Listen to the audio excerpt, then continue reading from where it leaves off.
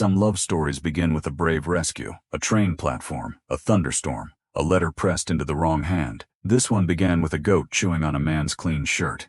Not a symbolic goat, not a goat in a fable, an actual goat. A small gray nuisance named Mercy, who belonged to Nora Bell and who had discovered, with the seriousness of a county commissioner, that the strip of grass beyond Caleb Wren's gate tasted better than every blade of grass on her own side. And Caleb Wren's opinion was that any goat willing to cross a boundary that many times ought to at least bring a deed. Nora Bell's opinion was different. Nora's opinion, delivered from the far side of the gate with one gloved hand on the latch and the other resting on her hip, was that Mercy had not crossed a boundary at all. She had simply found the place where Caleb's gate leaned 6 inches into Bell land. Caleb looked at the goat. The goat looked back at him with a sleeve hanging from her mouth. Then Caleb said, "That is a remarkable legal argument for an animal currently eating my laundry." Nora did not apologize. She smiled, not the polite smile a neighbor gives when they are trying to get through an awkward morning, the other kind. The kind that arrives because the world has just become more entertaining than it was a minute ago. "Then your shirt," she said, "should have stayed on your side of the question." Caleb had been annoyed. He had fully intended to remain annoyed. But there are moments when a man's face betrays him before his principles can defend him. Caleb Wren smiled, and on that May morning in 1894, outside the little settlement of Birch Bend, Colorado, a goat named Mercy began a story that no one in that valley would ever quite stop repeating. Caleb Wren was 34 years old and ran a small sheep outfit on the south rise above Birch Bend. It was not the grandest place in the county. A narrow frame house, a weather-bent barn, 240 acres of rough grass, a creek that behaved beautifully in spring and badly in August, enough used to make a living if the winters were kind and the market did not lose its mind. Caleb was tall in the way men become tall when they spend most of their life outdoors, not elegant but spare and steady. His hair was dark, his hands were strong, his face had that wind-cut honesty common to men who did not spend much time pretending. He was also, according to nearly everyone who knew him, the most exact man in Birch Bend. Not cold, exact. He measured fence rails before cutting them. He counted sacks twice. He believed a thing done properly should not need to be done again before its time. This made him useful in shearing season. It made him less useful in conversation. Nora Bell was 29 and kept the adjoining orchard claim her aunt had left her, 37 acres. Apple trees just beginning to take themselves seriously. 2 rows of plum saplings, a kitchen yard full of herbs, a milk cow with no patience for fools, and Mercy's the goat who had patience for no one and appetite for everything. Nora had lived alone since her aunt died the previous winter. That kind of solitude teaches a person quickly. It teaches how to mend a hinge with wire because town is too far for a new one, how to look a merchant in the eye when he explains the price of nails as if you have never paid for nails before. How to smile at advice you did not ask for and continue doing exactly what must be done. It had also taught Nora how to speak to Caleb Wren, because Caleb was not unkind. That was the difficult part. If he had been unkind, she could have dismissed him easily. But Caleb was fair, careful, steady, and so sure of himself that talking to him sometimes felt like trying to move a boulder with a teaspoon. They had been neighbors for 9 years, long enough to trade eggs for wool. Long enough for Caleb to shovel snow away from Nora's pump without mentioning it. Long enough for Nora to bring broth to Caleb's house. The winter fever took him for 3 days. Long enough to know that help between them did not require speeches. It only required doing. And then came the goat. Mercy slipped the gate on a Tuesday. Then again on Thursday. Then on Saturday she found Caleb's shirt line. By the time Nora arrived, Caleb was standing in his yard holding the half-chewed remains of a white cotton shirt in both hands, wearing the solemn expression of a man examining evidence at a trial. "She has an instinct for quality," Nora said. Caleb turned slowly. "She has an instinct for crime. Crime requires intent. She looked me in the eye while doing it. That may have been admiration.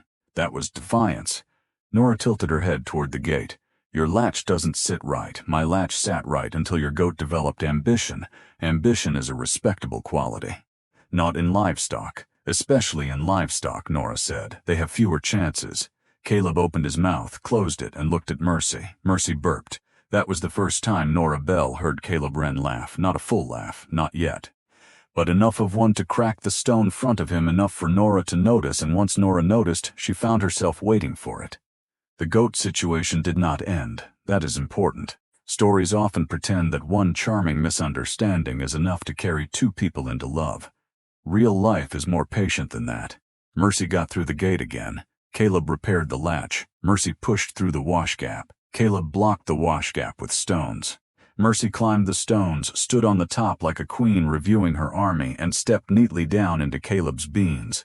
Nora, summoned by a boy from the McCrae place, arrived to find Caleb pointing at the goat with the grave authority of a judge. "She is not an animal," he said. "She is a campaign." Nora looked at the trampled beans, then at Mercy, then at Caleb. "I will pay for the beans. You should pay for the emotional injury. Yours or the beans?" "Mine," Caleb said. "The beans are beyond feeling." Nora laughed so hard she had to cover her mouth with her glove. Caleb watched her do it and felt a strange rearrangement inside him, as if some quiet room he had kept shut for years had suddenly found a window. He did not say that. Caleb Wren did not say things like that. Instead, he said, "I will build the gate taller. Mercy climbs. I will build it smoother. Mercy leaps. I will build it in such a way that a goat cannot outthink it." Nora gave him a look of open delight. "Caleb, that may be the first time anyone in this valley has declared war on intelligence itself. I am declaring war on trespass." The distinction is comforting. By June, the argument had become part of Birch Bend's weather. It was simply there, at the mercantile, Mrs. Elroy asked Nora whether the goat had conquered any new territory. At the blacksmith's, Caleb was advised to build a gate with a roof on it. At the church supper, two boys made the mistake of suggesting Mercy belonged in a stew, and Nora gave them such a calm, devastating lecture on usefulness that neither boy looked at a goat the same way again. Caleb heard about that lecture. He was not surprised. Nora Bell had a way of setting a sentence down exactly where it belonged. There were other disputes, too. There was the matter of the irrigation turn. In dry weeks, the Bell orchard and the Wren pasture both depended on the same narrow run of water that came off Goldfinch Creek. Caleb believed the flow should be divided by acreage. Nora believed it should be divided by perishability. "Grass can wait longer than young apples," she said. "Sheep cannot graze on arithmetic," Caleb replied. "Then perhaps they should learn from the goat and broaden their education." They took the matter to Mr. Voss at the land office, where they discussed the issue for 45 minutes, agreed on a workable schedule in the first 10, and spent the remaining 35 debating why each other's reasoning was flawed. Mr. Voss later told his wife he had never watched two people settle a conflict so efficiently while sounding as if they were about to start another one. There was the afternoon Caleb's ram got loose and knocked over 3 of Nora's sapling guards. Nora's position was that Caleb owed her 3 guards. Caleb's position was that the ram had only identified structural weaknesses. Nora's expression was so beautifully unimpressed that Caleb paid for 6 guards before sundown. There was the evening Nora's cow wandered into Caleb's hay shed and refused to leave. Caleb said he admired her confidence. Nora said she admired Caleb's progress in learning that animals rarely respected his paperwork. He tried not to laugh. He failed. Birch Bend noticed. Small places notice everything. Information there did not travel. It seeped under doors, across counters, along church pews, into kitchens before anyone could claim they had been the first to say it. By July, the settlement had reached 2 competing theories. The first theory was that Caleb Wren and Nora Bell were quarreling themselves into a feud that would one day require witnesses. The second theory was that Caleb Wren and Nora Bell were courting and had somehow neglected to inform each other. Mrs. Elroy, who ran the mercantile and considered observation a public service, favored the second theory. "I've seen men look at land, horses, rifles, and pie," she said. "That man looks at Nora Bell like he's still deciding what category she belongs in, and he is wrong about all of them."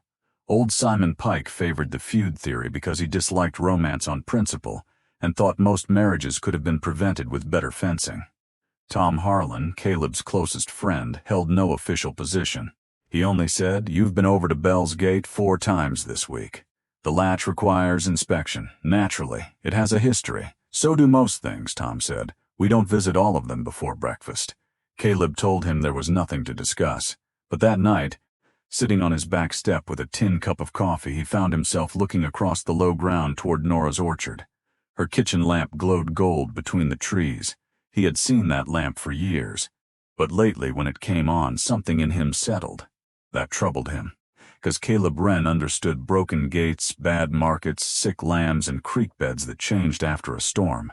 He did not understand why one square of lamplight on another person's property could make an evening feel less empty. Nora understood more than Caleb did. Not everything. She did not know what he would do with what was growing between them. She only knew that something had changed. She liked the way he argued.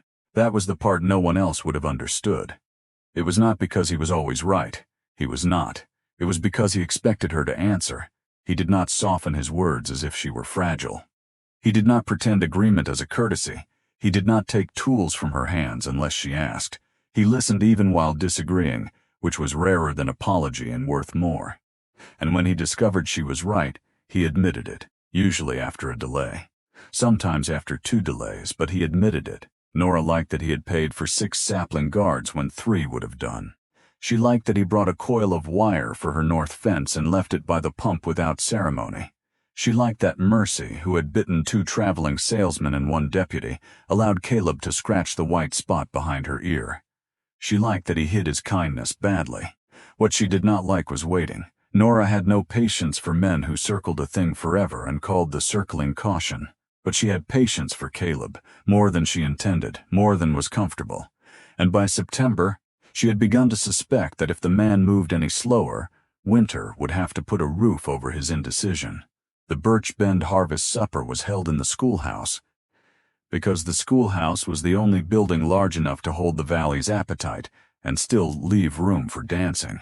There were lanterns on the walls, fiddle players in the corner, pies lined along 2 plank tables, men with their good coats brushed clean, women with ribbons at their throats, children slipping between legs like minnows. Nora came with Mrs. Bellamy from the North Road. Caleb came because Tom told him a man who spent Saturday night oiling harness buckles needed intervention. They found each other near the stove. They always did that now. Not intentionally, at least not in any way either of them would confess. "Miss Bell," Caleb said. "Mr. Wren, has Mercy respected civilization this week?" "Depends which civilization you mean. The one on my side of the gate." "Ah," Nora said. "No, I appreciate your honesty. I appreciate your unrealistic expectations." He nearly smiled. Nearly. Then a man named Ellis Roke stepped in. Ellis was new to Birch Bend, a surveyor's assistant from Leadville with polished boots and a mustache that looked like it received daily encouragement. He had not lived in the valley long enough to understand any of its arrangements. He bowed to Nora. "Miss Bell, may I have this dance?" Nora looked at Ellis. Then, because she could not help herself, she glanced at Caleb. Caleb's face changed so quickly that someone who did not know him would have missed it. But Nora knew him. The tightening jaw, the stillness around the eyes, the look of a man who had just discovered a closed gate where he expected open road. Then Caleb smiled. Too politely. "Go on," he said. "You ought to dance, Nora. A woman can't wait forever for a man with decent timing." He meant it as a joke. Of course he did. That was how they spoke. That was the little bridge they kept crossing, insult by insult, laugh by laugh, never standing still long enough to admit where it led. But this time the bridge did not feel clever. It felt thin. Nora looked at him for one long second. The music kept playing. The room kept moving. Caleb kept smiling because he had not yet understood he had stepped on something tender. Then Nora took one small step closer. Not toward Ellis, toward Caleb. And in a voice so quiet it belonged only to him, she said, "Then one of you had better stop waiting and ask." She turned to Ellis and gave him a perfectly kind smile. "Thank you, Mr. Roke. Not this one." Then she walked past Caleb toward the pie table as if she had not just opened the floor beneath him. Caleb stood there. Ellis blinked. "Was that?" "Find another partner," Caleb said. He was still watching Nora, not because she had walked away. Because for the first time in months, Caleb Wren understood that she had been standing nearer than he knew, and he had been calling the distance harmless because he was afraid to cross it. He left the schoolhouse before the last dance. He did not go home by the road. He walked the orchard edge, past the dark line of Nora's apple trees, past the gate he had rebuilt 3 times and defeated 0 goats with. The night was clear, cold enough for breath to show, clear enough for the mountains to look close. Clear enough for a man to stop lying to himself and have no weather to blame it on. "One of you had better stop waiting and ask." He heard it in her voice. Not angry, not begging, not coy, simply true. Nora Bell had been telling him the truth for months. She had told him when she stayed at the gate after Mercy was already caught. She had told him when she brought coffee to the fence line and pretended it was because the morning was cold. She had told him when she laughed first and looked down second. She had told him by trusting him enough to argue, and Caleb, who prided himself on precision, had managed to misread the plainest thing in his life. He stopped beside the creek. Water moved over stone in the dark. Caleb had always believed caution was wisdom. It had kept animals alive. It had kept debts low. It had kept his place from sliding into another man's ledger. But caution could also become a gate, and a gate, if never opened, was only a prettier word for a wall. That was the thought that stayed with him, not Nora's smile, not Ellis Roke's polished boots, not even the ache in his chest when she had walked away the gate. He had spent all summer fixing the wrong one. The next morning, Caleb did something practical because he did not know how to begin with anything else. He loaded 2 cedar rails into his wagon and drove to Nora's place after breakfast. Not flowers. Flowers felt like a performance, and Caleb had never trusted performances. He brought cedar rails because the small gate by Nora's orchard had warped in August, and everyone knew it and no one had said so aloud. Nora was in the herb bed when he arrived. She looked at the rails, then at him. Planning to annex the orchard? No, that is reassuring, though not fully convincing. Your side gate drags. I know, I can fix it. You could, I'd like to. Nora pulled off one glove finger by finger. Caleb Wren, she said, are you using carpentry as an apology? He looked at the gate, then back at her. Partly. That did it. The corner of her mouth moved, but she held the rest of the smile in place as if she did not intend to make this easy for him. Only partly? I also don't like a gate that drags. Of course not. He fixed it. She watched for a while, then brought coffee. He replaced the lower hinge, planed the swollen edge, reset the latch, and tested it 3 times. Nora said nothing about the 3rd test. That was kindness. When he finished, they sat on the orchard steps with the coffee cooling between them and Mercy tied to a post where she could offend no one but the grass. For a few minutes the morning held. Bee hum, late sun, cedar dust on Caleb's sleeves. Nora's hands wrapped around her cup. Then Caleb set his cup down. Nora, Caleb, I have been thinking about what you said last night. I hoped you might. I was slow. She looked at him. He took the look as permission to continue. I could dress that up, but you would hear the dressing before you heard the point, so I won't. I was slow, and I was careful in the wrong direction. Nora's expression changed, not softened exactly. Opened. That's an interesting distinction. I have been treating this as if saying nothing kept everything safe, and did it? No. He looked at the repaired gate. It kept me from risking what I wanted, which is not the same thing. Nora was very still now. Mercy tugged once at her rope, found no advantage in it, and resumed chewing. Caleb continued. I would like to come calling on you properly if you will allow it. Supper this week, a walk on Sunday if the weather holds. And after that, whatever pace you think decent, because I no longer trust mine.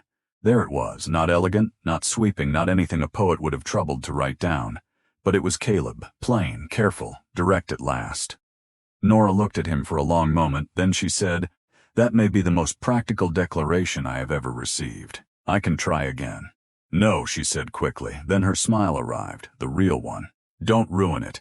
What followed was not the smooth courtship that novels sell to lonely girls with clean gloves. It was better. It was theirs. Caleb came to supper and arrived 11 minutes early because he believed lateness was a moral weakness. Nora told him that arriving too early was a form of trespass. He said he would wait in the yard. She said that was worse because then the beans would feel supervised. He laughed before he could stop himself. They walked on Sundays, sometimes along the creek, sometimes through the orchard, sometimes up to the ridge where Birch Bend lay small below them and the snow line on the mountains seemed close enough to touch. They talked about lambing, frost, plums, wool prices, roof pitch, hired help, town gossip, winter stores, books Nora had read twice, and a dozen subjects neither had meant to share. They discovered that they agreed on the things that made a life survivable.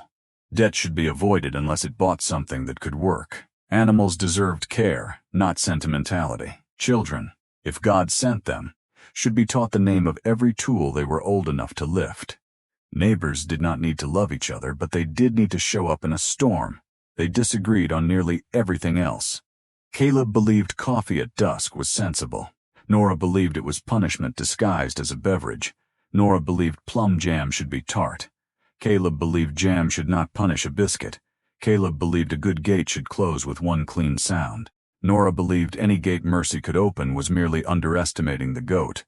Once they argued for 2 days about whether a broken wheelbarrow should be repaired or replaced. On the third day, Nora repaired it herself badly. Caleb repaired her repair carefully. Nora said his way took twice as long. Caleb said her way had added a new danger to farm life. Neither apologized. Both brought it up for years, and the valley watched with increasing satisfaction. Mrs. Elroy said, "At last," the first time Caleb and Nora walked into church together.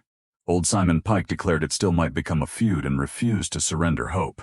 Tom Harlan bought Caleb a drink and said, "You fixed the wrong gate first, didn't you?" Caleb stared into his glass. "Yes." Tom nodded. "Most of us do." By November, there was no question in Birch Bend that Caleb Wren was courting Nora Bell. There was only the question of whether Caleb knew the rest of the valley, was waiting for him to complete the matter before Christmas, or embarrass himself by needing spring. Nora did not press. That was the surprising thing. After waiting so long, she found she no longer needed to push. Once Caleb opened a gate, he walked through it honestly. He came when he said he would. He listened when she spoke. He remembered things she mentioned only once. He had a way of standing beside her in public that did not claim her but made it clear he was proud to be there. And in private, he became funnier. That was the discovery no one else had earned. Caleb Wren, who looked to the world like a man built of fence posts and weather reports, could be quietly, dangerously funny when he trusted the room. One evening in late November, they sat on Nora's porch while the first thin snow gathered on the orchard rows. Caleb had brought a sack of flour because Nora's had run low. Nora had made stew. Mercy had escaped twice and been recaptured twice, which everyone accepted as the cost of her genius. The porch boards were cold under their boots. The world smelled of wood smoke and coming weather. Caleb said, "Do you know what I noticed first about you? My patience with fools? Your lack of it." Nora smiled into her cup. "Fair. You never let a person hide behind the fact that he means well." That made her look up. Caleb kept his eyes on the orchard. "I used to think meaning well covered a great deal. Then I met you. You knew me for years before Mercy ate your shirt. I saw you for years," he said. "That isn't the same." The sentence landed quietly. No music, no grandness, just the truth of it. Nora's hand rested on the arm of her chair. Caleb looked at it for a long second. Then he took it, carefully, as if asking even after he had already begun. She let him. The snow kept falling, and something that had been clever and lively and full of sparks became steadier beneath them. Not less bright, just more real, he asked her in December. On a morning when the ground had frozen hard and the orchard trees were black lines against a white field. He had considered waiting until Christmas, then rejected it because everyone expected Christmas. He had considered asking at supper, then rejected it because Nora would accuse him of using stew for courage. In the end, he found her at the repaired side gate, untying Mercy from yet another failed experiment in restraint. The goat stood with a length of rope around one horn and the satisfaction of an artist misunderstood in her time. Caleb took one look at the situation and said, "I see she has improved the knot. She has ruined the knot. Improvement is often controversial." Nora laughed and worked the rope free. Caleb waited, not because he had lost his courage, because this time he knew exactly what he was asking for, and he wanted to set it down cleanly. When Mercy was free, she trotted off toward the woodpile. Nora turned back. "You look like a man about to deliver a weather warning." "Not weather." "Livestock report?" "No." "Then I'm listening." Caleb removed his hat. That made her stop smiling. "Nora Bell," he said, "I love you." The words came out plain, no flourish, but the plainness did not weaken them. It made them heavier. "I love your mind first," he said, "then your laugh, then your courage, then the way you make a room more honest by standing in it." Nora's eyes shone, but her chin lifted. "And Mercy? I am learning to respect Mercy. That is not love." "No," Caleb said. "But it may become tolerance." She laughed through the tears she was pretending were not there. He stepped closer. "I want to marry you. I want to build a life with you. I want arguments that end with supper and mornings that begin with your voice. I want your orchard and my pasture to stop being two places separated by a gate and become one place with better accounting." "Better accounting? Yours. Good. I want to lose a reasonable number of arguments. Define reasonable. Less than half. Caleb. Half. Caleb." He sighed. "A working majority." Nora stared at him. "Are you negotiating your surrender inside a marriage proposal?" "I am preserving dignity." "No, you're not." "No," he admitted. Probably not. She stepped close enough that he could see the cold on her lashes. Ask the question. He swallowed. Nora Bell, will you marry me? Yes, she said. Then, softer, obviously yes. He closed his eyes for half a breath. When he opened them, she was smiling at him. Though I will say, Nora added, it took less time for Mercy to learn your gait. I was being thorough. You were being afraid. Yes, the answer surprised them both. Because it was immediate. Because it was true. Nora's teasing eased into something gentler. Then she took his hand. Not anymore, she said. And because a life is rarely generous enough to make one perfect moment and leave it untouched, Mercy chose that exact second to knock over the woodpile. Caleb and Nora turned. The goat stood amid the fallen logs, proud and blameless. Caleb said, I may withdraw tolerance. Nora laughed, and that was how Birch Bend later heard of the engagement. Not from Caleb, not from Nora. From the sound of Nora Bell laughing so hard by the side gate that Mrs. Bellamy, 2 fields away, looked up from feeding hens and said, well, finally. They were married in April when the orchard bloomed and the lambs began arriving at unreasonable hours. The ceremony was in the little white church with a roof that leaked only when the rain came from the west. Nora wore her aunt's cream dress, altered at the waist and mended at one sleeve. Caleb wore a black coat that made him look deeply uncomfortable until Nora walked through the door. Then he forgot discomfort entirely. He looked at her as if the whole valley had narrowed down to the aisle between them, and Nora, who had once watched him scold a goat as if it were a dishonest banker, had to bite the inside of her cheek to keep from smiling too soon. When the vows came, Caleb's voice did not shake. Nora's did a little. Caleb heard it and loved her more for it.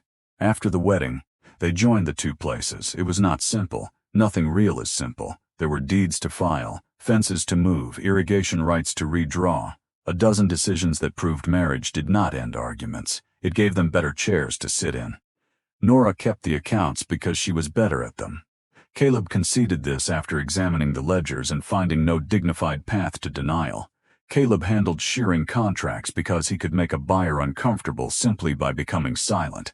Nora respected this talent. Together, they turned the orchard and pasture into one working place. Apples in autumn, wool in spring, plums when frost spared them, lambs that made sleep impossible, repair lists that never ended, suppers that often began late because one of them had gone to prove a point and found another task waiting. Their first child came in the second winter, a daughter, Ruth, who had Nora's eyes and Caleb's solemn way of examining objects before deciding whether they deserved trust. Their son Daniel followed 3 years later and inherited his mother's wit, his father's stubbornness, and Mercy's gift for getting through openings no one else could see. Nora said this meant the boy was intelligent. Caleb said it meant they should reinforce the pantry door. They were both right. Years came, hard years first, because hard years often arrive early just to test the beams. There was a drought in '99 that thinned the creek to a silver thread and made every bucket feel like a negotiation with God. There was a winter storm that buried the lower pasture fence and killed 6 lambs before Caleb could reach them. There was a blight that took the plums one season and half the apples the next. There were debts paid slowly, meals stretched carefully, clothes mended twice past pride, nights when Nora sat at the kitchen table with the ledger open and Caleb stood behind her, one hand on the chair, saying nothing because there was nothing honest to say yet. But they did not turn on each other. That was the thing. They argued. Yes, they argued about seed orders, roof patches, hired boys, school books, whether Daniel was old enough for a pocket knife, whether Ruth should be allowed to ride into town alone, whether Mercy's eventual offspring were a blessing or a punishment passed down by blood. They argued because they trusted the argument, because under it there was a floor. No insult went where it could not be taken back. No silence was used as a weapon. No apology was withheld because pride wanted company. And when one of them was frightened, the other learned to hear it under the sharpness. That was the skill marriage taught them. Not how to stop disagreeing, how to recognize the fear wearing a disagreement's coat. Mercy lived to an age no goat had any right to reach. When she finally died, she did it under the apple tree nearest Caleb's old gate, because even death could not convince her to stay where she was meant to be. Nora buried her there. Caleb said a burial seemed excessive. Nora said Mercy had founded the family and deserved historical recognition. Caleb said the goat had founded several repair expenses. Nora said history was complicated. They placed a flat stone over the little grave. For years afterward, Caleb pretended not to notice that Nora kept the weeds pulled around it. For years afterward, Nora pretended not to notice that Caleb did too. Time, when it is kind, does not stop moving. It only gives you enough ordinary days to build something that can bear the weight of the years. The house grew, then sagged, then was repaired. The orchard expanded west. The sheep flock became smaller after Daniel took to cattle. Ruth married a schoolteacher and moved 2 towns over, then came home often enough that the road remembered her. Grandchildren came in waves, some loud, some shy, some carrying Nora's quick tongue, some carrying Caleb's careful hands. All of them warned from the time they were old enough to understand language, never to trust a goat near a latch. Birch Bend changed around them. The old schoolhouse became a proper hall. Motor cars appeared, first like visitors from a rude future, then as ordinary trouble. Electric lines came down the main road. The mercantile changed hands 3 times. Mrs. Elroy passed, and for a month no one in town seemed to know what anyone else was doing. The Wren place stayed, not unchanged, but faithful. There is a difference. The gate by the orchard was replaced twice. Caleb saved the old latch from the first one and nailed it inside the barn, though he insisted it was only because the metal was still usable. Nora never challenged him. Some truths are more tender when left uncornered. In the summer of 1947, Caleb Wren was 87 years old. Nora was 82. They sat on the porch in the evening, facing the same orchard that had once held 37 acres of stubborn hope and now fed 3 generations when the harvest was good. Caleb's hair had gone white. Nora's hands had bent a little with age, though they still moved faster than his when a knot needed untying. The porch chairs had been replaced so many times that neither original board remained. But they called them the old chairs anyway. A breeze moved through the leaves. Somewhere near the barn, a young goat rang a bell and offended a fence. Caleb had tea. This was new. Nora noticed. She always noticed. Tea, she said. Yes, voluntarily? Yes. Should I fetch the doctor? Caleb looked into the cup. Coffee after supper has become less persuasive. That sentence took 53 years. I was examining the evidence. You've been losing that argument since our courtship. I have been gathering contrary data. Nora turned to him with a slow smile that still made him feel, absurdly, 34. Caleb Wren, she said, are you trying to claim that changing your mind after half a century counts as careful reasoning? Yes. That is not reasoning, that is erosion. He considered this. Possibly. She laughed. Not loudly now. Age had softened the volume, but not the shape of it. It was still the same laugh. The one that had cracked him open beside a shirt line in 1894. The one that had carried through drought, debt, childbirth, funerals, storms, repairs, and every ordinary evening that had turned out to be the real life. He looked at her. This woman who had argued with him about a goat and a gate, who had asked him to stop waiting, who had taught him that being exact was not the same as being brave. 82 years old, silver-haired, sharp-eyed, still able to dismantle his dignity with 3 words and restore it with 1 touch. He said, Nora. I have been thinking. Still? I believe I was right about Mercy. She turned her head. This should be good. She was trespassing. Nora closed her eyes. After 53 years, that is what you've been thinking. It matters for the record. The record is closed. The record remains disputed, Caleb. However, he said, raising 1 finger, I am prepared to concede that the trespass produced beneficial consequences. Nora stared at him. Then she laughed again. The young goat by the barn rang its bell as if in agreement. Nora reached across the space between the chairs and took his hand. Her fingers were smaller now, the knuckles rougher, the grip still certain. Beneficial consequences, she said. Considerably beneficial. That is nearly romantic. I have improved. Slowly, thoroughly. They sat like that while the lights slid down the orchard rows. The mountains darkened, the air cooled. The house behind them settled with the little wooden sounds all old houses make when they are tired but content. Neither of them said much after that. They did not need to. 53 years of talking had made silence roomy. Caleb and Nora never had the kind of love people turn into statues. There was no rescue from a river, no duel, no letter sealed with desperate ink, no thunderclap moment when the whole world stopped and announced itself changed. There was a goat, a warped gate, a half-chewed shirt. There were water turns and broken sapling guards and 1 sentence at a harvest dance that finally made a cautious man honest. But that is the secret people miss about banter. When it is cruel, it cuts. When it is empty, it hides. But when it is shared by 2 people who listen underneath it, banter becomes a gate, A way of saying, I see you clearly. I trust you to answer. I know where the line is, and I know you will not use it to wound me. Caleb and Nora spent their lives on either side of that gate, opening it, closing it, mending it, laughing at it, arguing about whether it had been built correctly in the first place, and every evening in one form or another they crossed it again. The goat found the latch, but love found the opening.